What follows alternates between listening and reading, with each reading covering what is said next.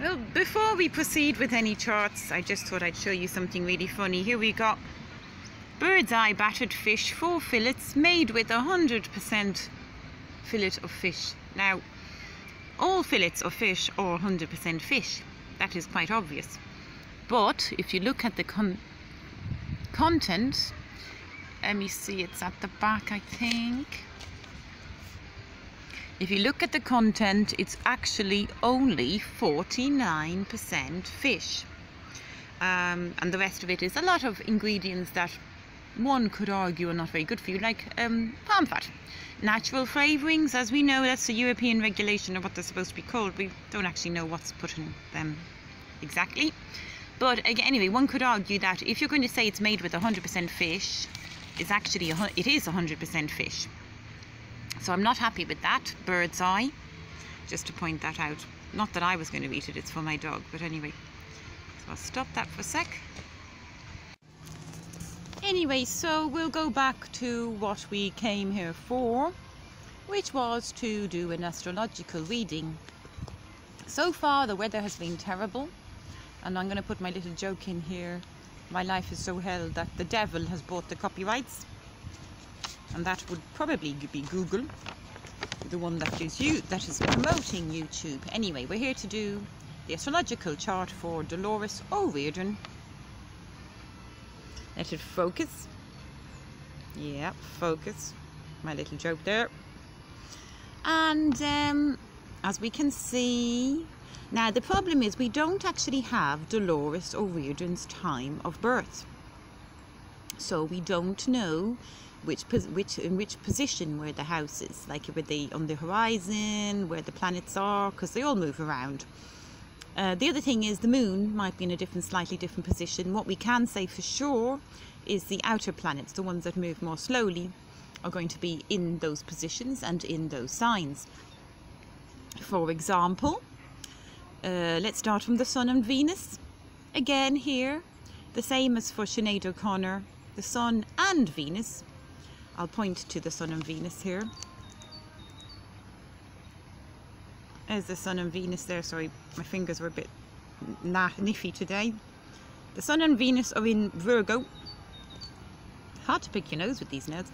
Anyway, so the Sun and Venus are in Virgo. As I said, we don't know if they're actually in that position in the sky, because we don't know Dolores' time of birth. So the Sun and the Sun, which is the general self, and Venus, which is the feminine side, nature, are conjunct. Which means that the person is very much similar on the outer side as their internal feminine side, their sexual side, etc. How they face things is in a very Virgo way, as they see things, analytical, trying to be precise, looking at all the details, communication, working for others. They love animals. They try to be tidy, aim at being tidy, that kind of stuff, you know, the Virgin Virgo. So she's got her Uranus conjunct her black moon Lilith. Uranus is the planet of sudden change, unexpected events, inspirations. Black moon Lilith is the planet of learning, having to learn what's hidden underneath the surface, what you're hiding from yourself. And then it's opposite the moon. Well, actually no, we can't say it's opposite the moon because we don't know if the moon was actually there at the time, as I said. But it's quincunx with Chiron.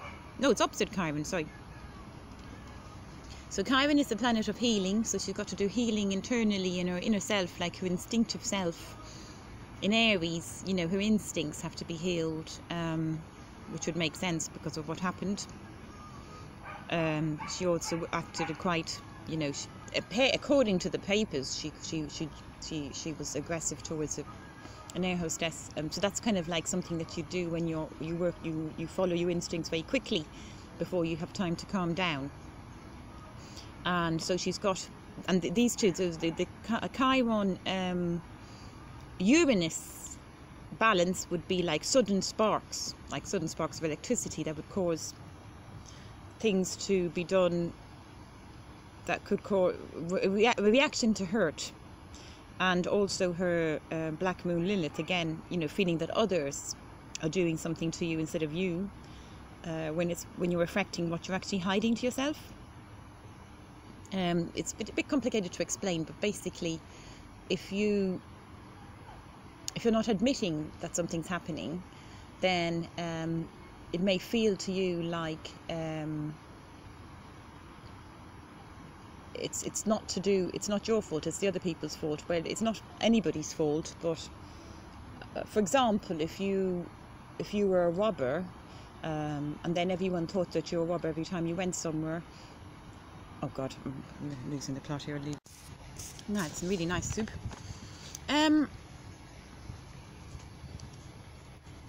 Mars is conjunct the North Node. Again, we don't know if the North Node is there, so we'll leave the North Node and just say her Mars is in Aquarius. Again, a generational thing. She wants to do things to help society. In the end of the day, she's humanitarian. I mean, she often said that in her interviews, that she wanted to help society, help other humans. These are very humanitarian things and words that would be used by somebody with Mars in Aquarius. And Saturn is in Gemini. Gemini is the planet of communication. She would have to learn how to communicate. I don't know whether her singing was a way of her learning how to communicate. Original impositions, maybe the imposition, maybe she saw singing as an imposition, and then learning her craft that way. Learning how to communicate, learning how to live in a community, smaller community rather than just the larger society of the public. But then again, yeah, Gemini is also media, so yes, she might have had, like, seen the media as seen the job that she had in the media as a hard work, with its rewards, but still hard work. I mean, to be honest, I didn't think she looked very happy as she got on in the years doing her job as a singer. She looked like it was a bit of a drag. Once, as she said herself, once you lose the original inspiration, which was to sing, and you know, all these things like getting money and everything was secondary. She would have had that Jupiter Neptune, which was telling her that she wanted to tap into these fields of emotions, spiritual liberation, a different level of understanding of things, and let it flow through her music. It was flow, Neptunian and Scorpio, about to do with water, and tapping into the hidden things that we, as using our intellect, don't understand. So having to then be forced to promote yourself as a commodity and not be able to do it as when and how one wants, she would have seen that as a restriction. Also having to face the media. I mean, I actually never really saw her laughing like she was free. She always seemed a little bit reserved, but then she got the Virgo side, which made her shy. I think she said it, that she was actually a bit shy when she went on stage. Mars in Aquarius, nothing in Capricorn there. Lilith and Uranus conjunct, opposite the Chiron in Aries. That's a big aspect. And what other aspects have we got? We've got the Mars opposite the square, the Uranus. So Mars square Uranus means again, there's this instinctive where things happen, bada boom, with her drive. It's always to do with her drive. It could be male drive as well. It could be male things that happen caused by men, which would cause sudden shocks or sudden inspirations. I mean, she said she was sexually molested when she was a kid. I don't know if that would be one of them. Then she's got this, I think it's a quincunx between Mars and Saturn. Well, it couldn't be, because that's Mars is in Aquarius, so it must be a trine, but I'll have to check that out. She's got, is that a square 1, 2, 3. No, she's got a trine between the Sun and Saturn. Oh, here's the rain again. Perfect. Mercury is in Leo. Mercury's in Leo. That makes sense that she likes to sing, promote herself, her communication, very Leonian way of communicating. I have to put my jacket back on, it's freezing. Oh.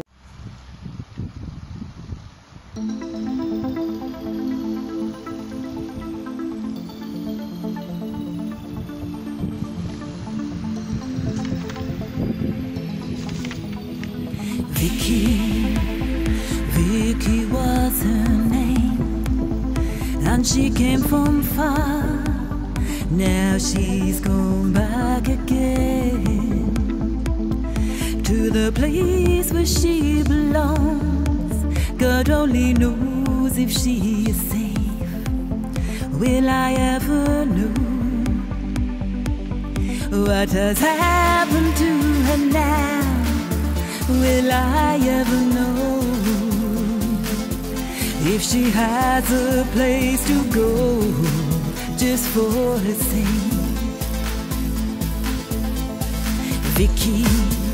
Vicky, no one is to blame.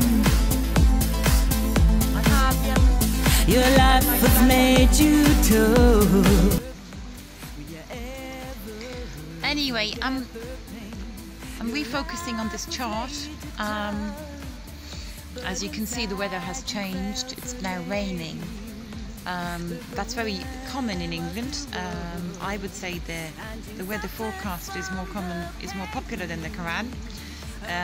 But it also emphasizes this, I believe, the Saturn-Jupiter effect, you know? Always carry your umbrella, basically. I mean, I'd like to... the first impression would be is that Dolores was quite detached and aloof. She didn't seem to get overexcited about things.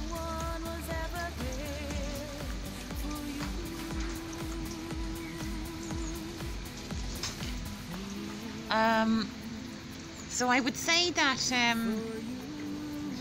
we've got this Saturn-Jupiter, as I said. It's Saturn is, every time, you know, when there's an opposition, it feels like it's a ping-pong game. I feel pessimistic. I want to be realistic, too realistic. I don't want to try to take any chances. And then at the same time, you realize that sometimes you just have to take chances. And then when things don't go well that way, it's the opposite. You know, I realize I didn't take enough chances. I'm going to go the other way around because I've been restraining myself for too long. But also we can see that she also has a very big aspect between Mars and Uranus, and between Chiron and Uranus. Now, Uranus is the planet of detachment, aloofment, not being too involved in your emotions.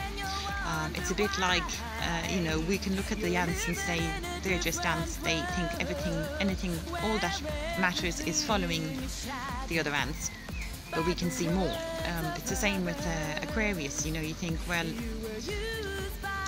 I'll give you an example. We've got the South Node in Leo and the North Node in Aquarius. The South Node in Leo would be about wanting to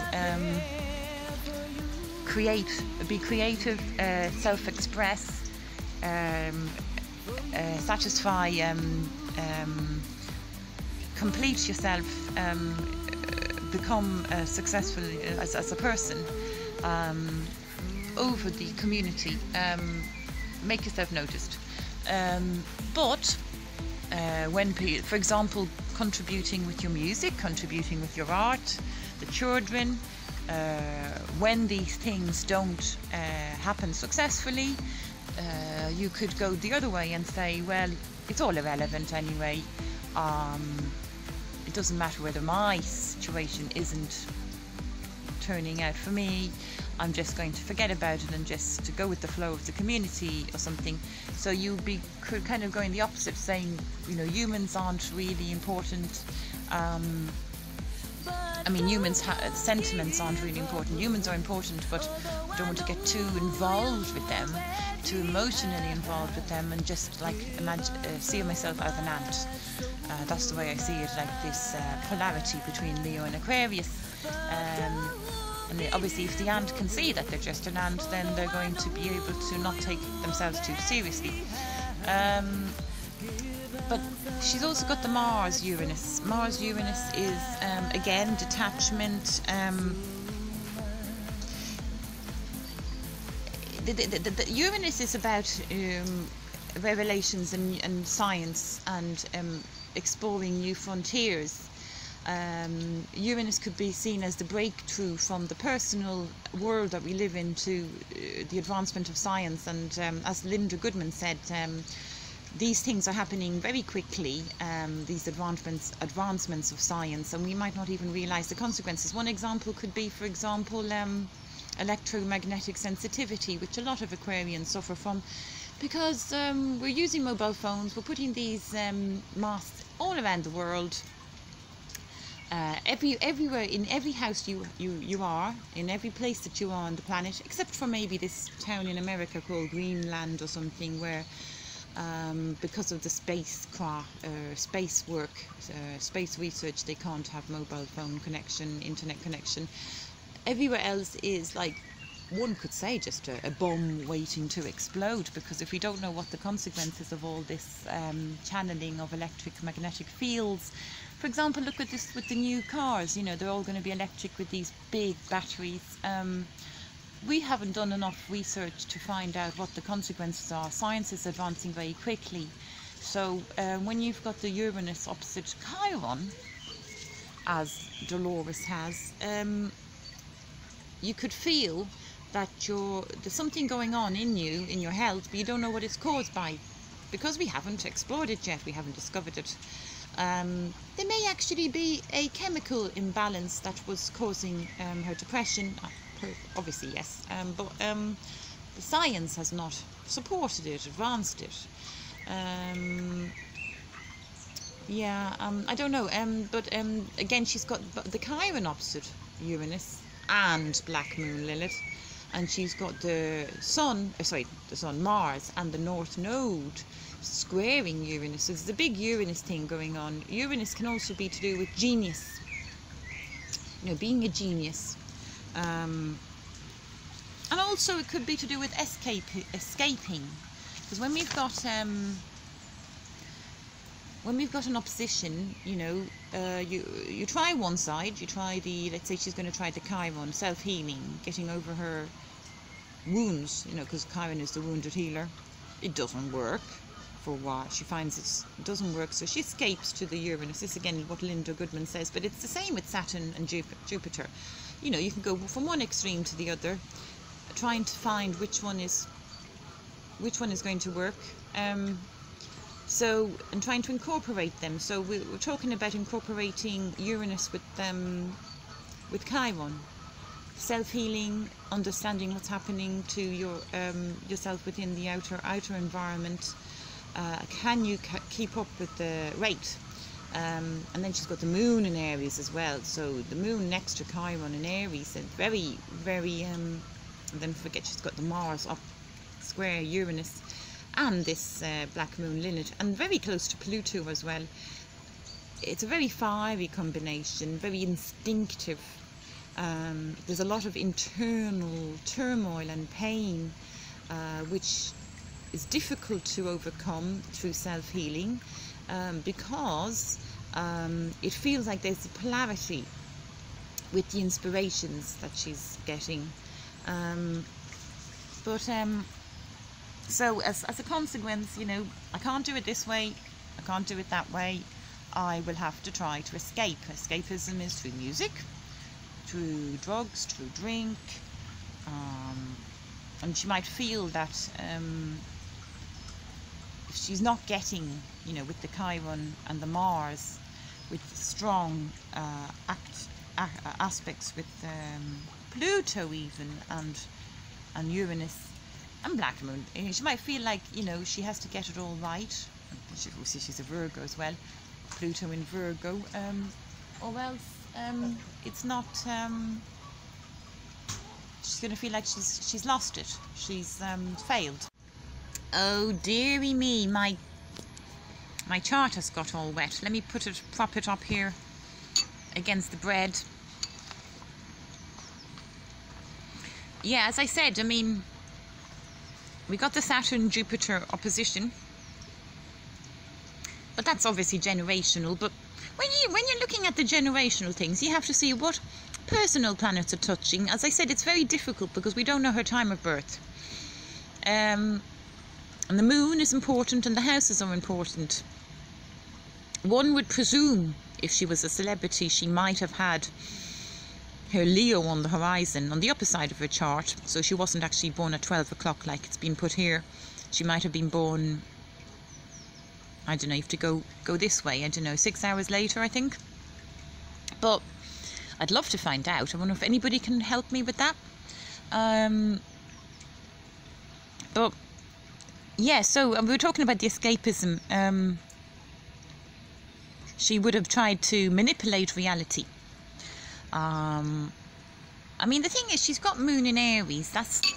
It's not necessarily about living in a daydream world, but she would have wanted to achieve things for herself. And like, Aries can be very instinctive, even though they don't, you know, people don't, that's not the first thing you think about Aries. You think of them as being headstrong and impatient, but instinctive can actually be tapping into your inner emotions and a bit like a Pisces. I often meet Arians who have a lot of Pisces qualities, but that's probably because they have a lot of Pisces planets because they're close to Aries.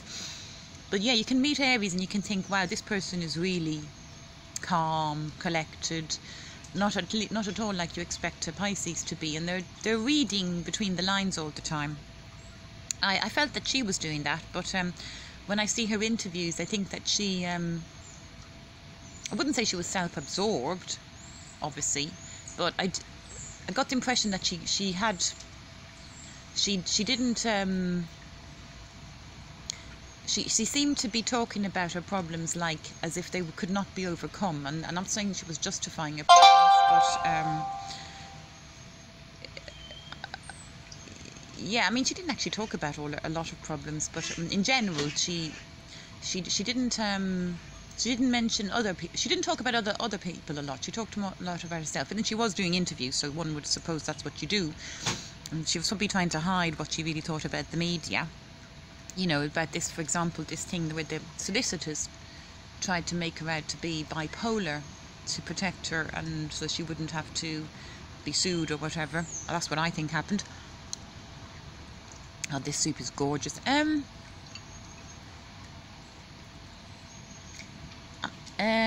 Oh, yeah, the other thing is Uranus shines a light on things.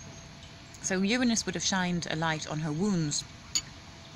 And it may also shine a light on her Mars side, her drive, and her North Node with the direction she's supposed to be going in. I'd like to see the chart of the date of her death to see if there was any effect with Uranus. I think there's a Libra, I'm not sure, I think there's a Uranus in Libra at the moment. I have to double check. But yeah, so if there was anything touching her Uranus and her black moon Lilith on the day of her death or around that time, it would have triggered sudden feelings of not revenge and not feeling sorry for herself, but, you know, feeling like things are happening to her from outside. They're being forced onto her rather than victimization. And I'm not saying being a feeling of a victimization means that you couldn't be a victim. Yes, you can often be a victim, but you can focus on it more in these times when you're feeling vulnerable. Maybe she was worried about maybe she felt like that the band that she was playing in, and that, you know, that she wasn't going to have success in her next album with Dark, D-A-R-K. Maybe somebody had triggered that it wasn't going to be a success, and that she was, you know, getting older. I don't know.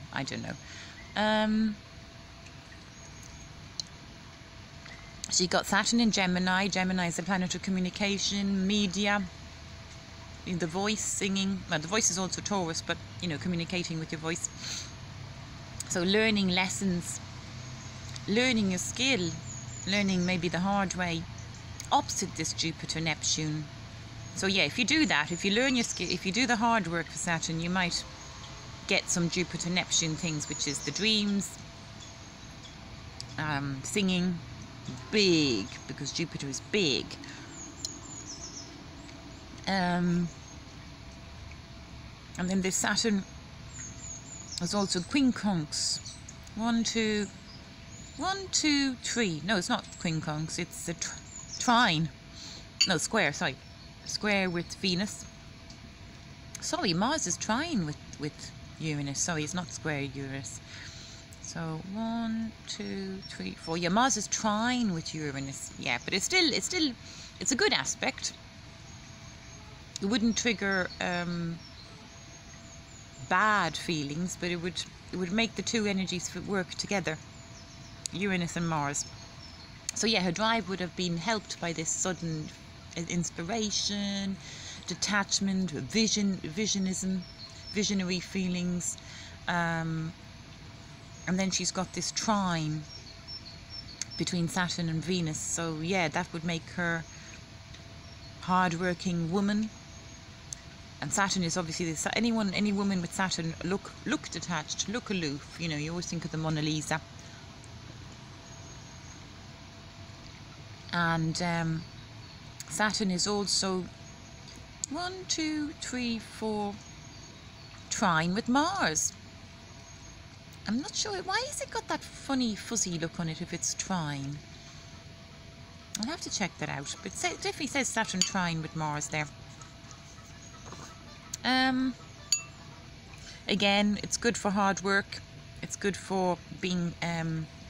She said her mother was a very strong person, didn't drink and all that. It's good for being methodical and working hard and achieving your goals. So she looked up to people who were like that. She's got this Saturn trine the Venus and trine the Mars. In fact, you can see there's a grand trine there. It's got Mars, Uranus and Saturn. Yeah. So yeah, Mars, Uranus and Saturn, you know. And Saturn, Mars is in Aquarius, Saturn is in Gemini and Uranus is in Libra. So it's a big air trine, which obviously would bring her luck in. I think Jupiter is kind of in at the base of it in a way. Bring her luck in anything to do with communication, air. And then she's kind of got a square grand kite between the Jupiter, but then again I don't know, Jupiter, Chiron, no, if the moon is there, that is, it's just stick to the square until you find out more about her chart. Sorry, the trine, I mean. It looks like there's another little triangle there. That's Sun and Venus. That's Saturn. And that's the one I said, isn't it? Sun, Venus, Saturn and Mars. Yeah, so the other one, sorry, there's two, isn't it? There's Sun, Venus, Saturn and Mars. And then there's Mars with the North Node. And then there's Mars and Uranus with Black Moon, Lilith. Funnily enough, Black Moon, Lilith comes into this triangle. Again, you can look on the internet to see what that means. But it's a funny thing to have in a triangle of someone who's successful, because Black Moon Lilith is the reflection of things that you don't want to let other people see. So, you know, we remember her now that she died. Nobody's saying why, but she didn't want people to know that. She didn't want people to know that she might be depressed or something like that. Yeah, I really need to get her date of birth, which can be got from the hospital if the hospital would allow to release that information, but it's highly unlikely.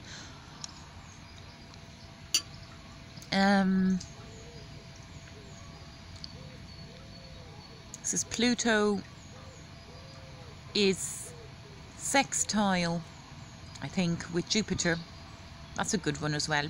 Pluto is like very strong, very deep. She's got big feelings, deep down feelings of things that she wants to unveil, especially with this black moon Lilith, and then next to Neptune as well. So deep emotional feelings which aren't always explained, rationalized. I'm going to have to just finish eating this soup. Sorry, I'll see you another time.